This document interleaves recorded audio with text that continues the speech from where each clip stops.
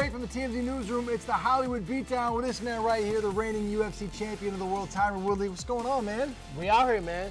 Moving and shaking. You've had a busy week.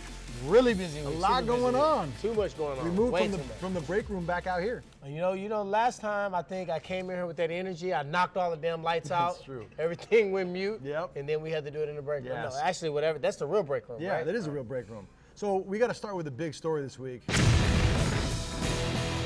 I'm fired up about something. I got to know the answer to all this stuff. Last week, there was beef with Dana White. There was beef with all these other fighters that were calling you out, RDA, all this stuff. Where do you stand with all this stuff that's going on right now? Well, I've had a deep breath, had a weekend. Ain't had much sleep because I'm always working. But I'm squashing everything. I'm focusing on getting this shoulder together. One by one, everybody would get these hands. I don't know the order. I don't know who's next. But I've never wanted to bounce around and not continue to defend my belt. I've been there for a while, and I plan on knocking everybody out. People have a short-term memory of what I've been able to do. 11 finishes, 9 in the first round, some of the most vicious KOs in UFC history. Those stats are never talked about, so therefore, I'm going to take a woosah. So if you people want to know about the Dana beef, about the Frankenstein beef, about the, can I say it? Sure. Queefington beef, Yeah. I don't want to talk about it because I'm focusing on being successful. Right. So for now, big deep breath, burying the hatchet with Dana White and everybody, moving on, just trying to focus on everything. On the career. Burying the hatchet with everything, because at the end of the day, a lot of people are like, why don't you just fight some? I've had surgery December 19th of 2017. We are exactly 8 weeks from that point. If you guys think from a serious slap tear, a labrum tear, you can be back fighting in 8 weeks, you guys need to get a life. Yeah. That's not realistic. So speaking of people who need to get a life, a lot of people were talking after last week's show. A lot of people wrote in, so we're going to do an episode of troll smashing here. You ready? Let's do it. I'm going to read you some stuff from some of the fans. Right? Yeah, I calmed down. Now you're going to pump me back up. Yeah. All right. Steven writes, Tyron, why are your fights boring? I've seen people asleep in sports bars. Steven, I'll beat your ass. Okay. Do you cry and complain so much in hopes of getting a Kleenex sponsorship? What's his name? That's Daniel Frumpkin. Daniel, I'll beat your ass. Yeah, okay. Hey, champ, my question is, how long will it take for your shoulder to heal? That's a genuinely nice question. I was going to beat your ass, but you sound like you're being nice. It normally takes a regular person 8 to 12 months, but since I'm a bit of a savage, I'm expecting to be back fighting in July. Here's a good one. Drew wants to know, if you weren't a fighter, what would you be doing today? I still be beating the person ass that said those questions before because they're on the BS. No, I am a fighter, but I only fight 3 times a year. So the other 362. Yep. I'm an entrepreneur, I'm a father, I'm a business owner, I'm an actor, I'm a comedian. Now I guess I'm a rapper. I was gonna say, I got Word a on new the album Street. coming out, and if you haven't noticed, the name of my debut song is gonna be I'll Beat Your Ass. Can I tell him that I heard it?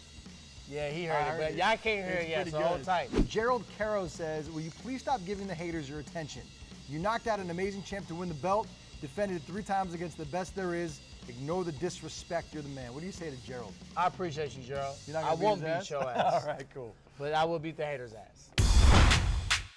All right, moving on to a segment. Tyron, you named this one yourself. What's it called? On the real, though. Yeah, on the real though, Blake Griffin's baby mama went scorched earth on him in a big way. The mother of 2 of his children filed a lawsuit claiming that he abandoned their family to pursue a Hollywood affair with Kendall Jenner. She is now claiming that she is homeless, that he is not giving her the money that he believes he owes her. He filed this lawsuit, wants palimony, wants basically half of everything. My question was she with him when he was shooting in the gym? He was with him at the very beginning of his NBA career. So he was Very already beginning. in the NBA. Yes, when they met, he had just So been she drafted. wasn't with him in middle school when he was out. No, she met him in shooting Los Angeles 100 after shots in she- a row. No. Non-stop free throws. All But that. she was with him as he developed into a great player. Because remember, his rookie year, he got hurt, so he didn't play his rookie year. But then So he she came nurtured on. him during that year. She claims that she not only supported him emotionally, but she was also a college basketball player and helped him develop his game. They broke down film together. She helped him navigate his career. She helped him take care of his body. All of these things. And she claims that now she's getting left in the dust after he promised her that he would take care of her for the rest of her life. So she never got the rock. She never got the rock. She says that they were supposed to get married in July of 2017, but a week before the wedding, he said, look, you got to sign this prenup or I'm calling it off. And she refused to sign it, and so he went out and partied with So Kendall now Jenner she's trying to instead. get palimony. See, now you gave me Yeah. the real details. Right, yeah. You were sugarcoating it with the massages and the film breakdown. Yeah, so she makes She him should look get like... she should get money to take care of her kids. Right. And within reason, if she's had this lifestyle with him for 8+ years, yes. But as far as for life, have a seat, young lady. You were not the wife. You did not get the full-fledged. You don't get no damn. But while they were together, he signed a $173 million contract, and she says that she was a big part of that. I've never seen her on the basketball court. I've never seen her with a jersey on. But she had to quit. She claims that she had to quit her job and her career to take care of their kids. She had to, right? Yeah, because who else is going to watch the kids? Woo! Deep breath. Ladies out there, do not get me. Do not beat me up. I know you had some stuff earlier this week, some hearts, some roses, some flowers. Happy Valentine's Day. Happy Valentine's Day. But I think she needs to come down a little bit when you start talking about for life. Yeah. If you were married, then maybe, you know what I mean, knock them over the head a little bit harder, but you were not married. So therefore, you need to have a whole seat and just get Do you label Kendall a home wrecker, yes or no? No. I mean, you gotta, it's two to tangle. Yeah. He had to allow the home to be wrecked. So I agree. He got to take his own L. Yeah, she's just trying to meet a guy. Who cares? There was an NFL player named Damon Snacks Harrison. He's one of the best defensive players in the NFL. New York Giants star. 6'3", 340. He is a big man. He's a freak athlete too. All right. And we asked him, we're like, look, man, I know that you're very athletic. He loves MMA. He loves combat sports. We said, do you think if you try to make the transition from the NFL to like the UFC, how would you do? And this is what he said. I mean, I'm not trying to say that what they do is easy, because I don't think what they do is easy by far. But if I train for it the same way that they did, yeah, I kick some ass. You see Stipe Miocic, that he's the current heavyweight champ. He's a monstrous dude, you know? I mean, I'm pretty sure he's a monster, but if I train for it, I kick his ass. You were climbing up a large tree right there, my man. They call the heavyweight champion of the world the baddest man on the planet for a reason. He's a collegiate athlete as well, baseball player, wrestler, transition. I do think that at the heavyweight division, just because you pack so much power, if you're an athlete, you got a great learning curve, you can actually pick up things very fast. At heavyweight, he could have some success. Over time, if he works hard, if he's, the first thing he said, he believed in himself. That's the most dangerous weapon you can have in MMA, the self-belief. So if he has that, I think down the road, if he really took it serious, maybe he could be a world champion. Who is the best athlete that came from outside the sport of MMA, from another sport, that came into MMA who had success that you were most impressed by? Most impressed, let me see. It's a kid right now, Eric Anders, who was the outside linebacker for Alabama when they won a national title. He just fought Machida recently in a very close fight. One judge said he won the fight, lost by a split decision. That's someone I personally have reached out to. He will be a champion. There's another guy in the NFL you talk about a lot that you think that if he was to actually transition into UFC, if he actually went in, Mercedes Lewis. Yeah. It's not even close. I've trained a lot of NFL players. I got a lot of buddies that do well. Wiz does really well. But as far as understanding the concept of fighting, how to move their body, when to throw certain strikes, and just have that knowledge, Mercedes Lewis has definitely impressed me the most. Do you think Mercedes Lewis, when his NFL career is over, because he's on the tail end of his NFL career right now, do you think that he would consider actually taking a UFC fight? I think he should. Do you think he would? I think he should, and hopefully he does, because MMA, unlike football, you got to average between 2 to 6 years to play and be at your peak.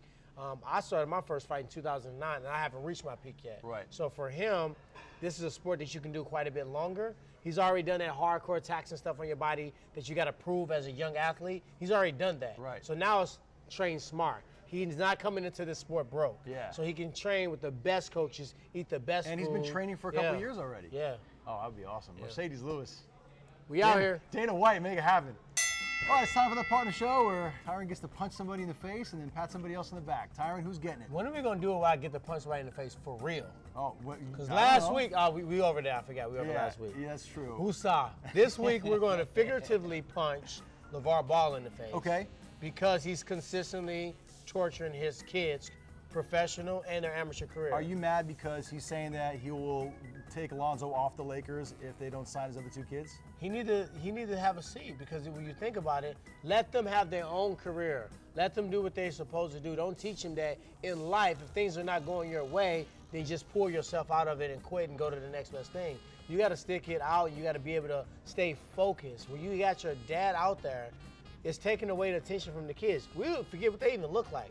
All we remember is the dad, so you getting punched. Who's getting pat on the back? I got to pat LeBron James. He's bringing back house party. He is. And I might have to grab my flat top. You know what I mean? So when you do this movie, brother, remember me. Tyron Woodley will be starring in this movie. You don't have a choice. I will come to Cleveland. I know where you at. And I will be in the next house party. And you can provide a song for the soundtrack. I'll whoop your ass. All right, that's good over here at the Hollywood Beatdown. We had the lights on the entire time this week. The whole time. Amazing. See? Woosah, get your little zen outside. Don't bring that energy in here. Lights stay on. Yeah, man, tell people what to do. Hey, don't get your ass whipped this week. Yeah. Because y'all been testing me. 2, look down there. Subscribe. If you're on Facebook, come back over to YouTube and also subscribe to TMZ Sports. Yeah, hey, one last thing before we go. Did you get pulled over on the way over here today? Man, what? Yeah, right outside by a motorcycle police officer too. I'm gonna go put that on TMZ Gave Sports. me a lecture. See you next week.